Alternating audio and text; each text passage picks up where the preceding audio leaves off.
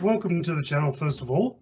Thank you. Thanks for your time, and we'll have a bit of a chat and see. So, first of all, can you tell me a little bit about yourself? Yes, absolutely. So my name is Anne Linda. That's a Norwegian double name. So I am obviously from Norway. I live in a city called Bergen on the west coast. A very nice city. I have been drumming since I was 15. I'm not going to tell you my age exactly, but I've been drumming for some time. Yeah. Yeah. So actually now I'm a full-time drummer. I do this full-time. So it's exciting. I've been doing that for the past 5 years, and I started like right before COVID hit. So it's been a rough patch, I'd say. Yeah, but it's the development's been good, and a little rough patch now as well, I think, because a lot of gigs got cancelled this year. But I'm still going strong, and yeah. So I'm also teaching. I'm a drum teacher. I also teach online, obviously, as you know, and so I try to do other things than just also performance, and yeah. So yeah, I guess that's me in general. So that's great. So who do you drum for at the moment? What do you drum? Well, I'm a freelance drummer, so I will drum for anyone who hires me. Mostly, I play at Christian conferences. That's like what I do the most. But I play a very broad genre of music. I play everything from like pop, EDM kind of stuff to heavy metal. And everything in between, basically.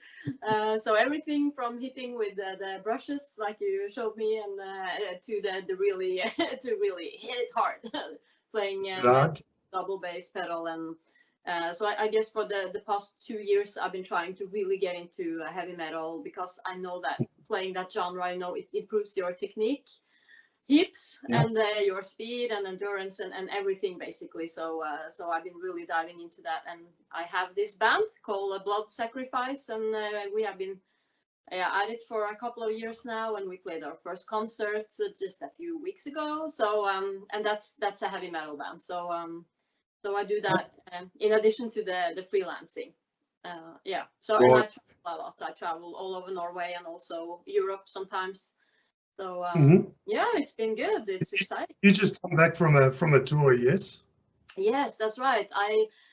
We went to Svalbard. That's the northern point of Norway. It's almost in the Arctic. Almost the Arctic, actually.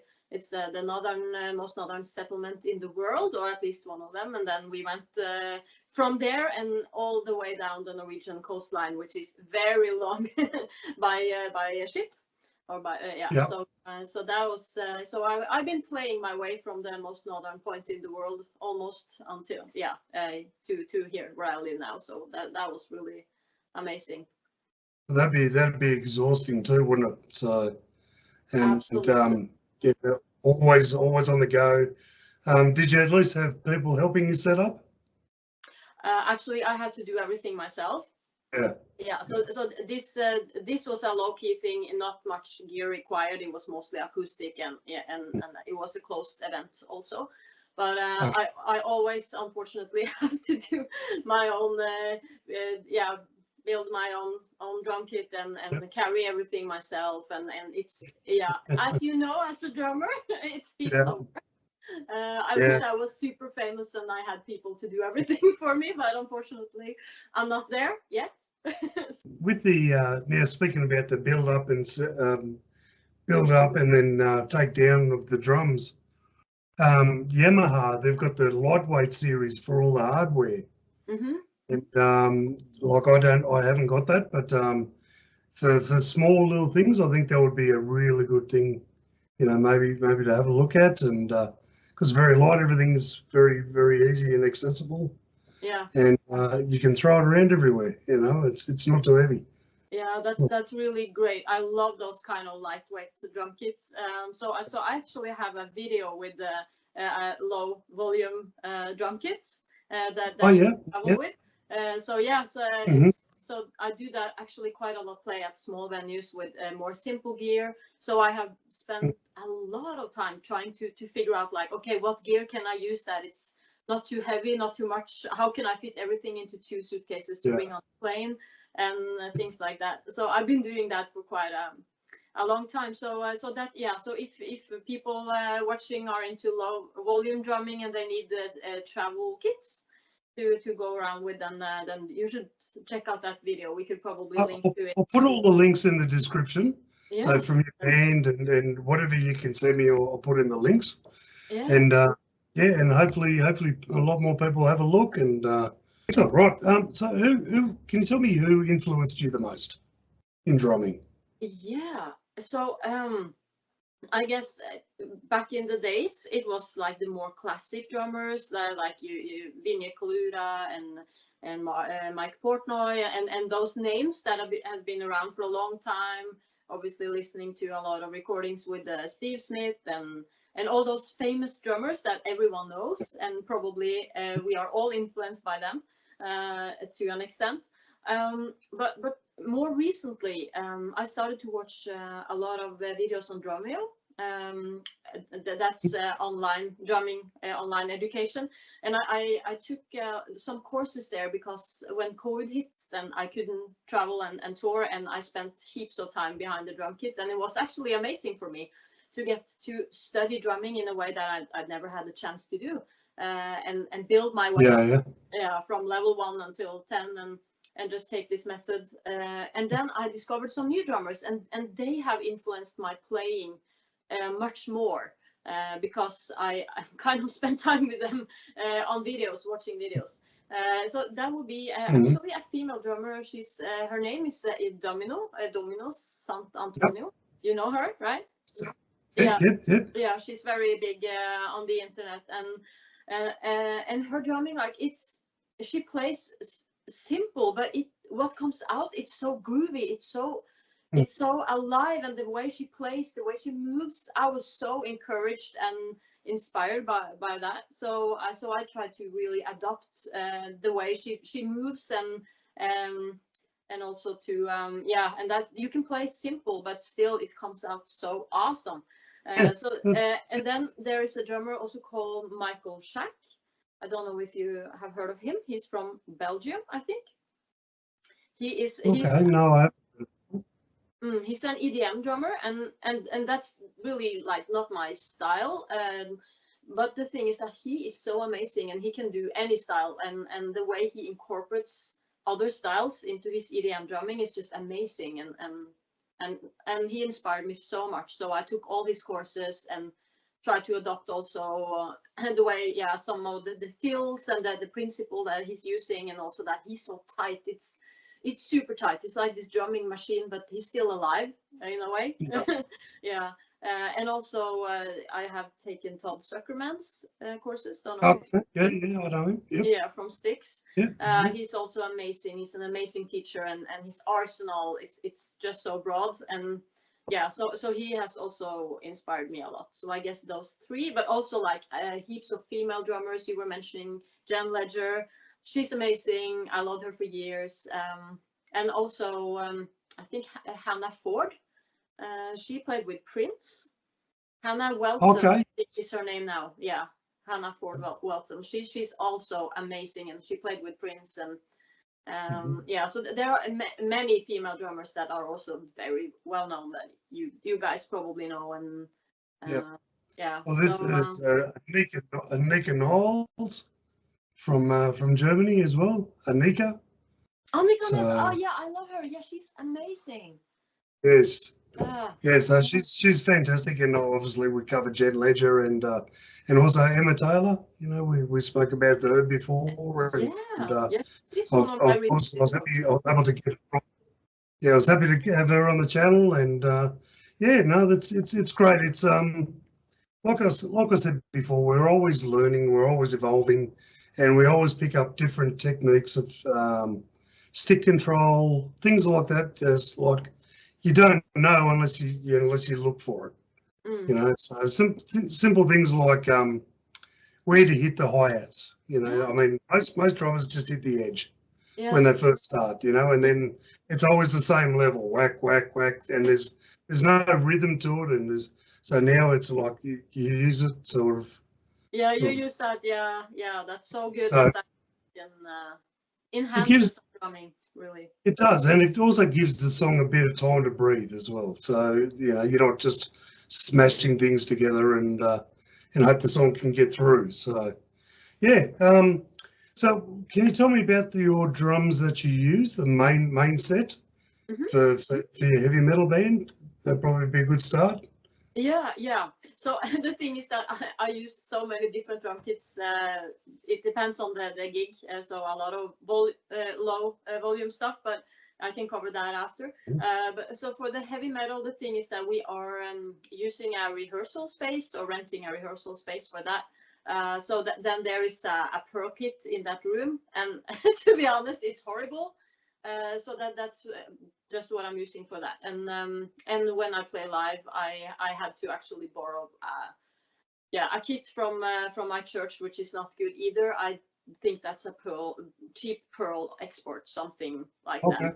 Yeah. So the thing is that I have a good pearl all maple kit, but that is in another city where I used to live. And when we moved to Bergen, I couldn't bring it with me. So now I'm practicing a Roland a digital kit, which is Hmm. absolutely not ideal, but I live in an apartment downtown, so it's my only opportunity.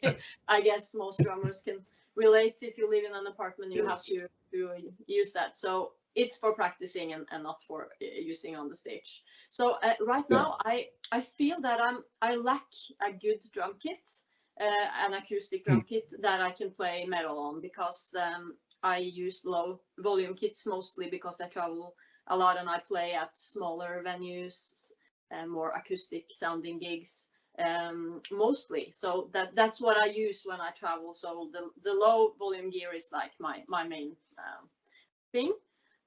Yeah. So if I will keep on playing metal, and that we will have more concerts with that band, and then I think I need to buy myself a new drum kit that fit the purpose.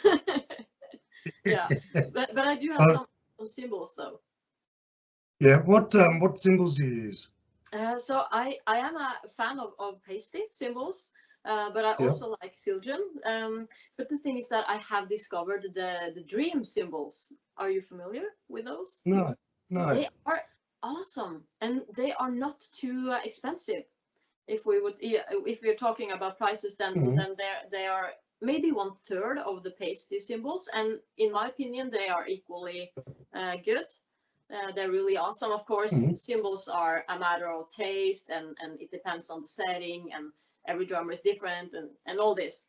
But still, they are Yeah. very good. They're versatile, and they are cheap. And I'm like, wow! I have this 15-inch hi-hat, and I love it. It's amazing. And I have two recordings in the studio with that hi-hat, and I can, when I listen to the recordings, I'm like, oh, wow, that hi-hat is it's so good. I can hear it through the recording. That I just love the sound of it. It's very very unique. So yeah.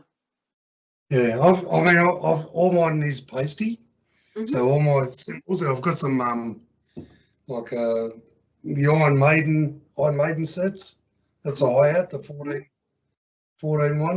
inch, the boomer, I which haven't has tried got those. some marks on it.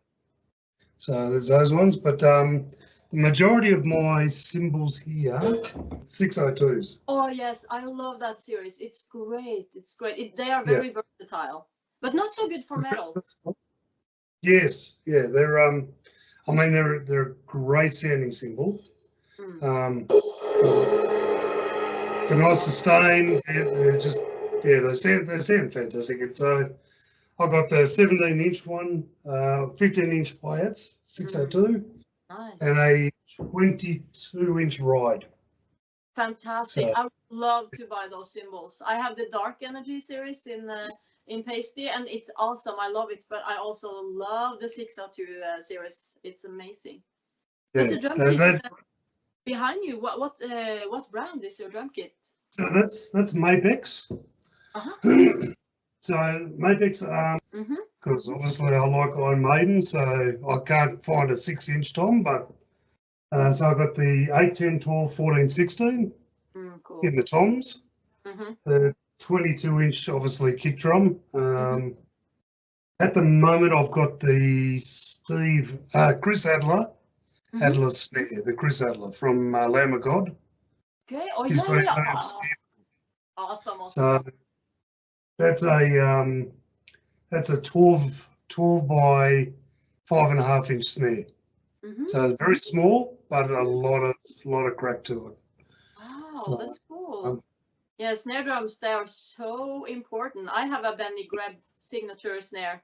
Oh, So, wow. Yes. yeah, that's a good one. I love it. It's very versatile. You can tune it deep or more high pitched, and it's very, it's a lot of crack to it. And I like a tight snare drum with a lot of crack. Yeah. Well, I've got 12 snare drums that I just keep rotating through. Amazing. I've got one. Yeah. This is most of mine are all Mapex. This is a huge Black Panther. That's a really nice snare drum. So it's got a real nice crack to it again, but it's a lower tuning. So if I do something for the German club, I would use this one. So for the more Schlager music, I don't know what you call it in English. It's Schlager music. So yeah. So I've got that. I have a 14-inch by 7.5-inch Mapex. That's another one of my favourites. I have steel ones. I have a bronze hammered. They're all in the other room. So. Wow, you have a lot of gear. That's amazing. So do you play heavy metal, by the way? I tried to play heavy metal. I just did an Ozzy Osbourne cover, but that's a ballad. Wow. It's obviously not the best. I'm learning all the recording things. I've got all the recording stuff, and I'm still learning all that. But it takes a lot. It takes a lot to learn. What has to go up and what has to go down. How much reverb, how much compression. I'm not an audio engineer at all. But yeah, it takes a long time. It takes a long time for me. Oh yeah. Because I've got no formal training. The only training I have is from the two drummers, and that's more how to play drums, and that's got nothing to do with recording. So this is all new to me, obviously. So just trying to build something out of nothing, really. Just something that gives me a little bit of fun, and helps people out and helps me out, and that's what I like about the drums. It gets people into music. Yeah, I think music is very important. Oh yes. And like if I hear a song, a lot of times if I really like it, I get goosebumps. It makes you feel something. Yeah, that's right. Music makes you feel something. It speaks a language that goes deeper. Yes, it does. It does. And the drums especially. Yeah, for sure. Yeah. So with your electronic kit, is that a TD-17? It's a TD-11, so it's one of the cheaper versions. Yep. So it works well for practicing, and also I have, as you probably noticed, that my videos I use that kit when I make my videos because then the good thing with the digital kit is that I don't have to worry with all the stuff you have to worry about with all the different mics and to figure those things out, because that just blows my mind.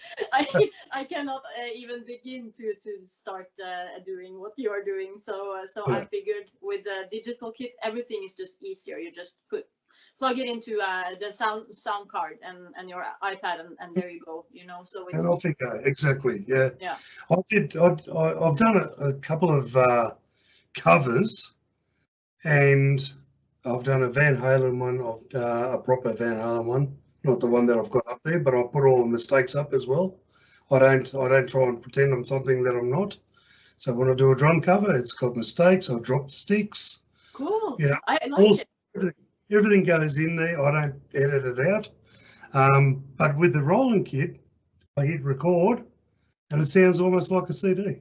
So you got any plans of going overseas again for music, like concerts or shows? Yeah, well, not going overseas. I think I have nothing scheduled, but Yeah. in July I will have a 5-week tour around Norway, and I will play at Okay.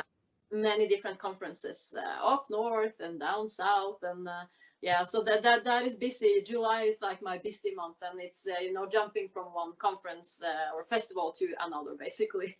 Yeah. So and I love that. I mean, it's exhausting, but it's also fantastic, and you meet so many different musicians, and many of them have become my friends during the years. So that's Yeah. amazing, also. Yeah. So yeah. So I look forward to it, definitely.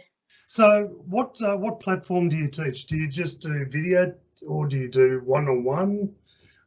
How do you do your teaching? Yeah, so and for now it's been videos on YouTube, and also I have some students, and I Yeah. meet them face to face. That's I have never actually taught people over Skype, or I Hmm. haven't tried that, but I'm sure I could do it if people want to do that, Yeah. obviously. But it's nothing that I have tried before. So Okay. yeah, I like the face to face thing when I teach, but of course I have learned so much from watching videos myself. So.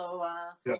You could always do things through a Yeah, well, screen as well. there's a couple of things that I've watched and I've tried to do. It's like, I need to go to bed, so I'll work on that another day. Yeah, so, yeah. so it's a bit yeah, it's a bit full on, and like yourself and Emma, you Mm, both do very simple things, mm, and it's like, oh, this is cool. And then I think one of the videos I saw you were doing something, I can't remember what it was, and then you go to the band playing and yeah, do it that, yeah. So it's like, oh, that's cool. So it yeah, gives you a bit of context, and you can yeah, work out things how to do it, and yeah, so that's great. It's a great way to learning, and it makes it fun too. yeah, yeah. I think so, and I love that to put things into context, because sometimes, or at least it's been my challenge when I just watch things on videos without the context. It's like, okay, how and where can I use this? Mhm. So if I Yes. happen to have a recording of something I'm doing in a band setting, then I will add it in. Excellent. So I'm very into tribal drumming, like using toms and ethnic music. I'm very into to like Latin grooves, and I know that I'm not doing them properly, but I'm trying to incorporate it into the way that I'm playing, and using toms more than bells, and to Hmm. create that Latin feel, but still like the tribal sounding thing. So that's really something that I try to always incorporate into the genres that I'm playing. No matter whether it's pop music or EDM, even Yeah. if it's heavy metal or whatever I play, I try to incorporate those elements. So and this has created like a signature. So sometimes when I get hired, that's people want that signature.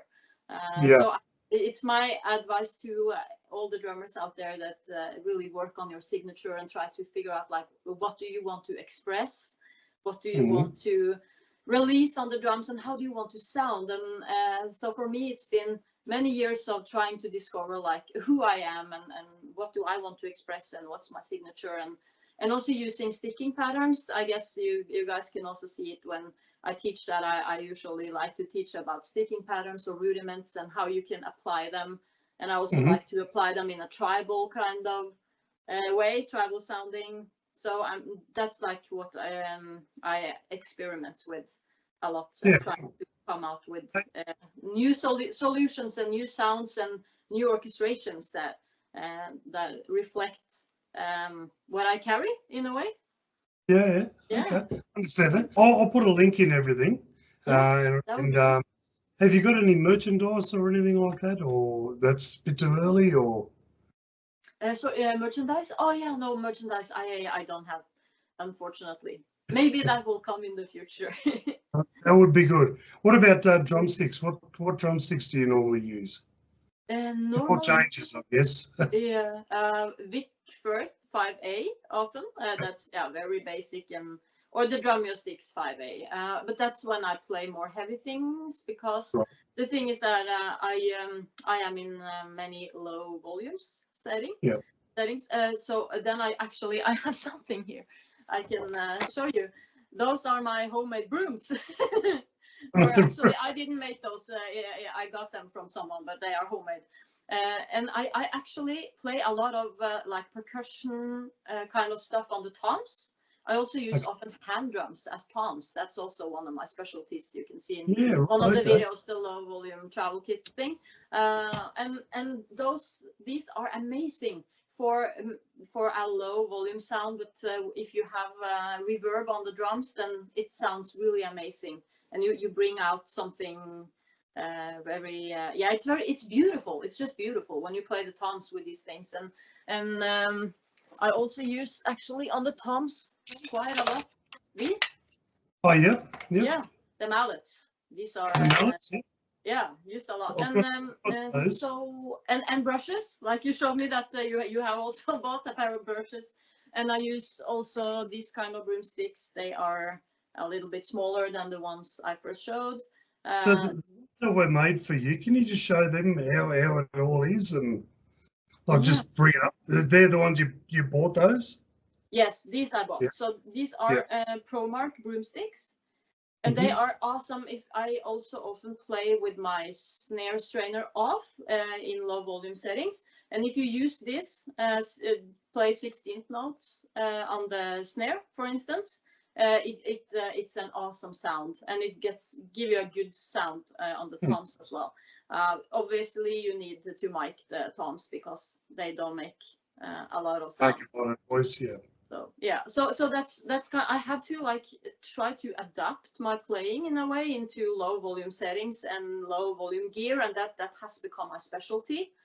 However, I love to play the more heavy stuff on a big kit and on bigger stages and with heaps of sound and so that's my dream, to do more of that kind of stuff. But I of course also love to do the low volume thing. And and also another thing, those are water that stick whip, so sticks on one side, those ones, whip on the other, so then you can go from playing hard to just change and then you'll get a totally different sound.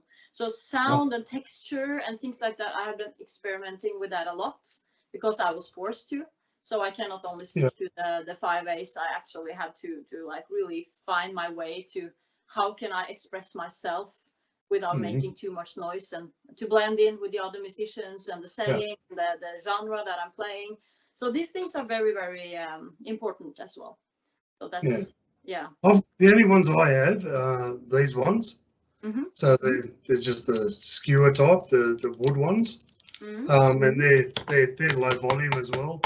They're lower volume. They wouldn't be too low, but you still have you know exactly what they're like. The ones I'm using, I have Vic Firth, but I use 5B. But I've been using these ones lately. Okay, I've never heard of those. They're from England. Wow. So very thick. You can get a really heavy sound with those. You can, and they're very long too. Ooh. So your normal drumstick, here we go. So that's an extreme 5A extreme. So they're already longer. That's a Vic Firth. Yeah, that's a Vic Firth. Yeah. Right. But so they're long as opposed to your normal length. Choose that. So, okay. Yeah, that's they're longer for sure. So so it just gives you a little bit more reach, and it just I mean, for me, I like to be easy. I don't want to have to reach out to hit a cymbal. Like just if it's there, it's there, and I find that the easiest way to do it. And when I found out about the long sticks when I spoke to Robert Sweet. Do you know Robert Sweet from Striper? I don't think so. Striper, I know. Yeah. I didn't know Striper from Striper. Yeah, he uses the extra long sticks. Okay. Yeah, and you can hit harder with those, right? Because they're a little bit heavier, probably, or the pivot point is different. But you don't have to reach as far, and that's the thing. So instead of having your elbow like that, you can have a more comfortable position. Wow. It's only an inch, but it's a little bit more comfortable. Yeah. And so you don't have the problems with the elbows or things like that. When I play, I usually play very, very heavy, so loud, and I put a lot of effort in. And I don't want to make it so when, you don't want to be putting yourself in a bad position. You want to be at nice posture, easy, and everything's just there. You don't want to have to reach for anything. So I'll always go for the long ones. I started off using the nylon head, the nylon tip, but I've gone back to wood. Okay, so do you feel there's a big difference between I those? think there is. The nylon tip for me was good for the ride cymbal, but it makes it more of a ping, a lot more attack. But the wood just calms it down a little bit. And when I found out in recording, it makes a big difference too. Wow. So you get it's a bit I've gone back to wood. So do you spend a lot of time with balance and making sure your drumsticks are paired properly? Or do you just use the same ones? Not so much. Not too. I'm not too occupied with drumsticks. Actually, I just play basically. Yeah. And because I have to use so many different kinds of drumsticks and low volume things, then I guess my focus is more like on the low volume part than the stick itself, if that makes sense. Yeah, fair. But I tried with the nylon because the wooden tip it gets so easily damaged. Yes. And the nylon will keep itself intact for a longer time. That's the only thing I've been thinking about when it comes to that. But I find it interesting how small changes, like just from changing from a nylon to a wooden, that you actually hear the difference. But yeah, it figures actually. Yeah, it is a big difference, and I mean, it doesn't matter really. I mean, if you're using rim shots, it makes no difference, But if you're concentrating on the tip, like having that on the glass as you go to one, probably shouldn't use this one, but it's a big difference. Yeah, it is. Interesting. So, and then it's more of a duller noise. It's not as pingy, I call it. It hasn't got as much ping to it. With the wooden tip, so it just smooths it out a bit. It's not as aggressive or hasn't got as much attack. If that makes sense. So. Yeah, it makes sense. It's interesting, and also I the technique that we use for the sticks. That's probably what I've been more concerned with than the stick itself. The technique, like learning the Moller technique, for instance, for me has been a game changer. Also the way everything flows on the kit and just the relaxing while I'm playing and get the big difference between the accents and the ghost notes, which is for me a huge thing, very important, that I think also makes the difference. So that's been really cool to dive into the land of Moller and all the different techniques and try to learn those and see how my drumming has developed during that journey into diving into these things. It's been amazing. So that's also something that I wanted to share with the viewers, that and you, of course, that's something awesome to dive into. Have you? Yeah, well, I mean, I'm very one-dimensional. I always just standard, just very, very standard. I use these fingers. Yeah, use fingers. Yeah, you can play fast. That's all I do. That's all I do. And when you do a hit, that's one motion, but you get two notes out of it. Yeah, that is great. Or you can takes a lot of effort. Yeah, it saves a lot of effort, and but that's something like and I'm still learning all this thing. It's not as if I'm a great drummer. I'm learning, and speaking with people like yourself, it just makes it, for me, okay, Moller. So I don't know what Moller is, what Moller technique is. So now I can have a look at it. I've never heard of that. I've heard of traditional, which is that way. Yeah. Yeah. Yeah. I don't know what molar is. So, Interesting. Yeah, so then you should really check it out. But it seems like you have something really good going on with your fingers there. So that's yeah. really awesome. I'm trying to also get better at using fingers because that's even more effortless and you can play faster and yeah. So, but it makes all the difference with good technique, and that because I wasn't like into that before. But then when I really understood that I actually need to work on my technique, then everything changed. It was a game changer Yeah. for me, I think. And I like to say that Moller changed my life. So it's worth Well, looking into. oh, I for don't sure. teach on Moller because I'm not like it's not like I'm a Moller expert. I just have tried to learn it. So I don't teach it, but there are people that are really good at it. And yeah, Inside Drumeo, for instance, they have courses. If any of the viewers here are members there, and Mm-hmm. yeah, but it's so cool. Okay. No, it's Takes fantastic. some time to learn though. Yeah, well, I'll certainly give it a go. I'll probably put an electronic kit on before I go to bed tonight and have a bit of a play, and I'll quick YouTube look at molar technique and Yeah, see what happens. Yeah, no, yeah, it will be excellent. interesting to hear what you think Yeah, about it. yeah, well, But maybe you're playing you are using it in a more unconscious way. That sometimes you find out possibly. when you check out a new technique that it's pretty close to what I'm doing. So maybe you are just doing it without Yeah, knowing it. That's also possible. that's very possible. Especially with me, I change my technique all the time. So Yeah. even with double kick, I sometimes I'm heel up, sometimes I'm heel down, and Mm. uh, so anyway, learning. It's all Yeah. about Yeah, so. and knowing the different techniques and knowing that they exist, like the heel down and the swivel, and that you know those exist, and then you try them out and try to figure out what fits you the better because we are different, right? So that's also something I figured out, something that works for an awesome drummer that I like to watch. It doesn't work for me, but something else worked for me, and then I Yeah. can do more of the difficult stuff, and yeah, so it's Mhm. just a whole world for us to explore. It is, and Yeah. even the seat height, like Mm, how high you sit or how low. yeah. Nico McBrain from Iron Maiden, he sits very low. Mm-hmm.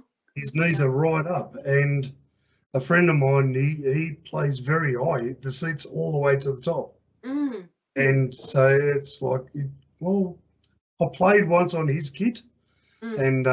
and just for the sound check, and he was all the way up to the top. I didn't change anything, and it's like, well, this is more comfortable.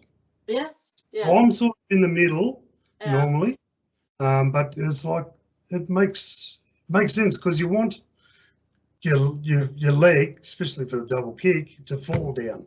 You don't Mm, want to put too much effort into it. mm. And, So true.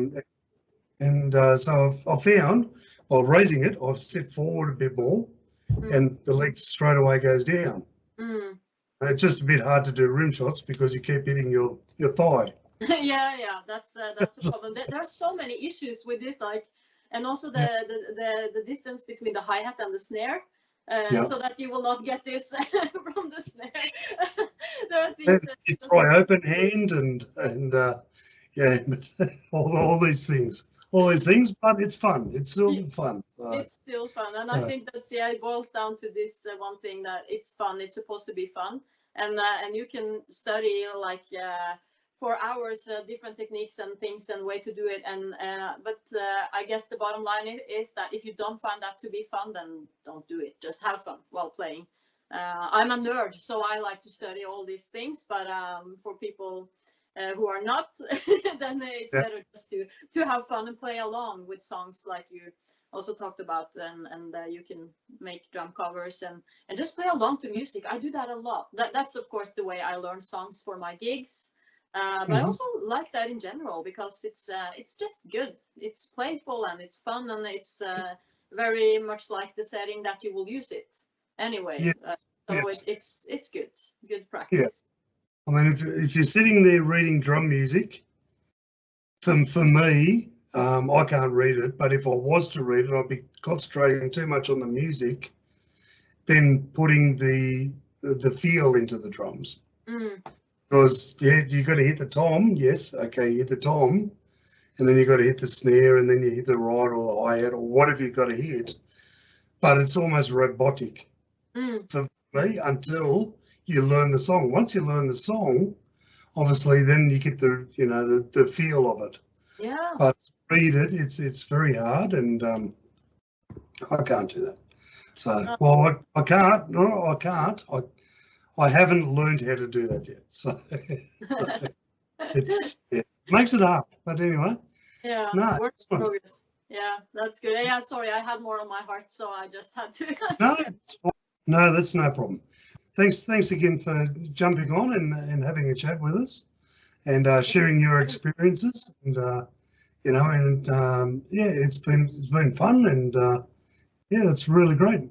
And what I'll do is I'll put all your links in the description so other people can have a look and contact you if they want drum lessons. Yeah.